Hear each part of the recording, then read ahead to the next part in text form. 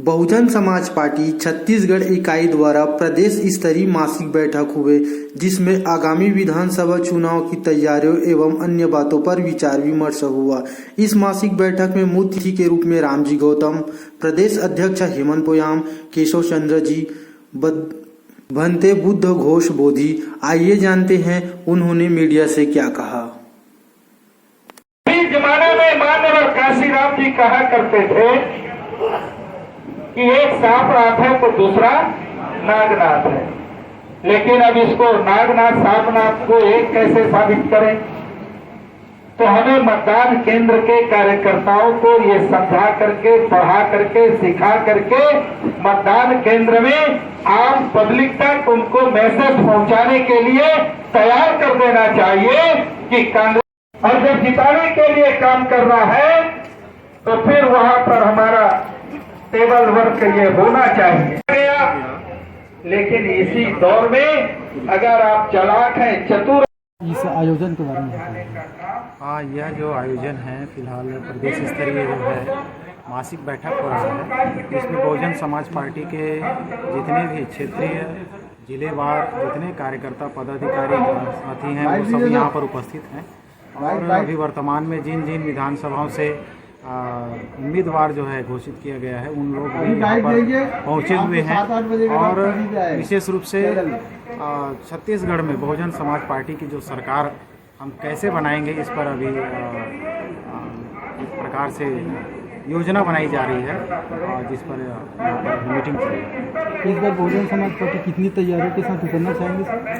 देखिए, बहुजन समाज पार्टी बहन कुमारी मायावती जी हमारी राष्ट्रीय अध्यक्ष जो हैं, उन्होंने सीधा ये घोषणा किया है कि हम किसी भी अन्य दल से गठबंधन नहीं करेंगे और स्वयं से लड़ेंगे। और दूसरी बात, समाज के जो हमारा बहुजन समाज है जिसमें 85% जो SC, ST, OBC समाज है, हम उनके साथ गठबंधन करके उनके हितों की सुरक्षा के लिए, संविधान की सुरक्षा के लिए लड़ेंगे करके हमारी प्रयास है। और पूरे छत्तीसगढ़ में जो हमारे आदिवासी समाज के भाई हैं उन लोगों को भी जोड़ने का बहुत बड़ा प्रयास चल रहा है, क्योंकि ये देश आदिवासियों का देश है, मूल निवासियों का देश है, SC, ST, OBCयों का देश है और बहुजन समाज का देश है। तो इस समाज के उत्थान के लिए ये प्रयास है कि हम पूरे 90 सीटों में हमारे लोगों को हम लड़ाएंगे।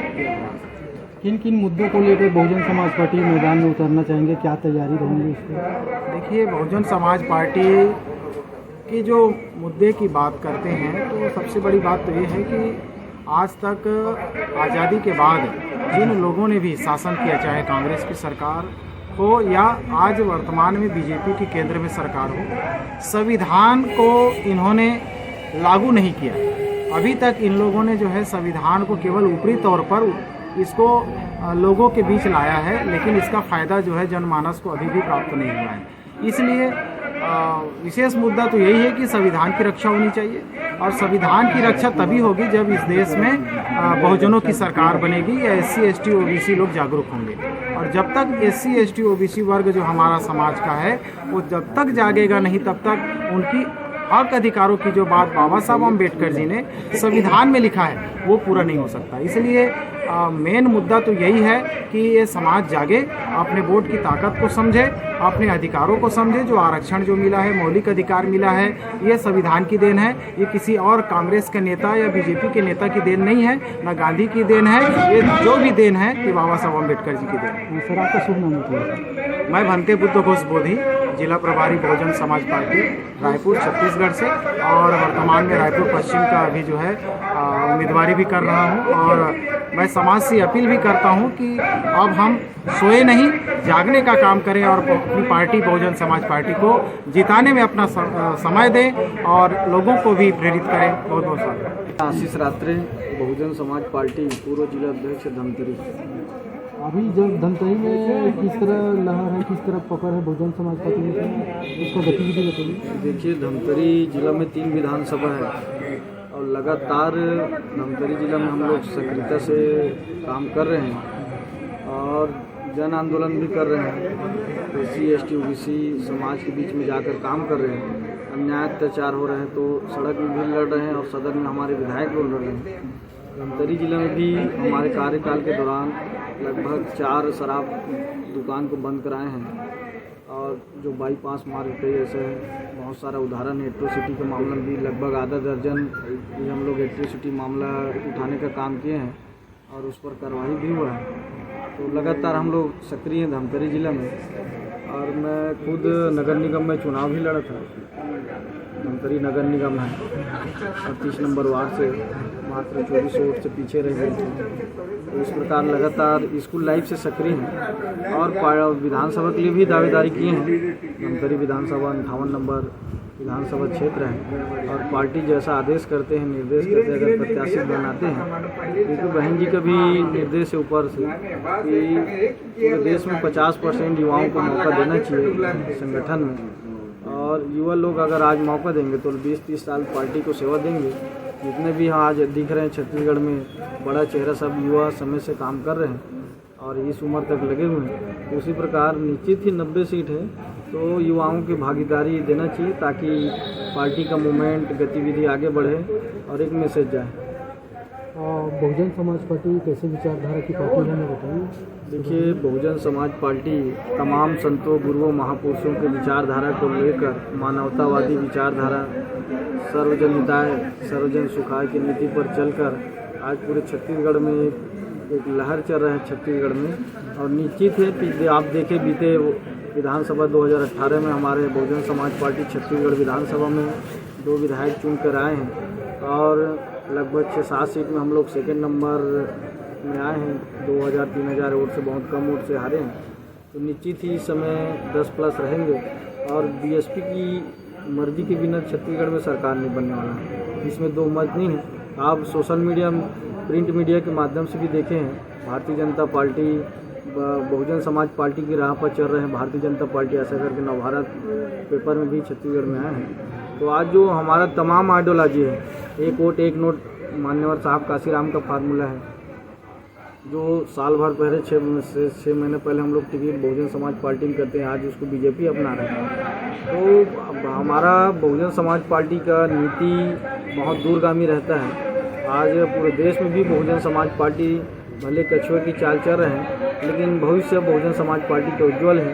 और तमाम युवा साथियों को मैं यही निवेदन करना चाहूँगा कि देखिए, जितने भी कांग्रेस भारतीय जनता पार्टी में जुड़े हुए लोग हैं, तमाम उसके जो बड़े बड़े नेता हैं, सब अपने बच्चों को विदेश में पढ़ा रहे हैं, लंदन अमेरिका में ले जा रहे हैं और हमारे बच्चों को धर्म कर्म में उलझा कर रखे हैं और उनके कोर्ट कचहरी में मामला डालकर अनकार में हो गए।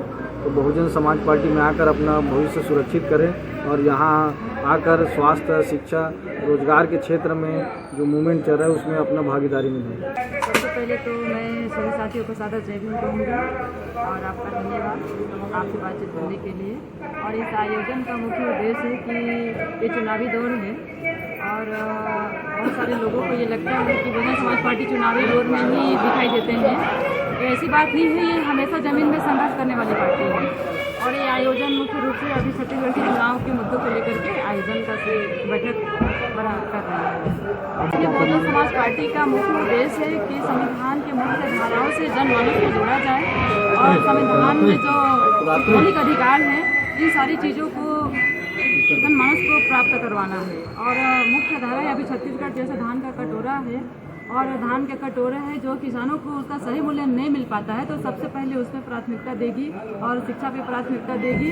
और बहुत सारी ऐसे जो कार्य है जो कांग्रेस के द्वारा हो चाहे बीजेपी के द्वारा हो, ना करने पर और रुका हुआ है, उसको पूरा करने का काम करेगी।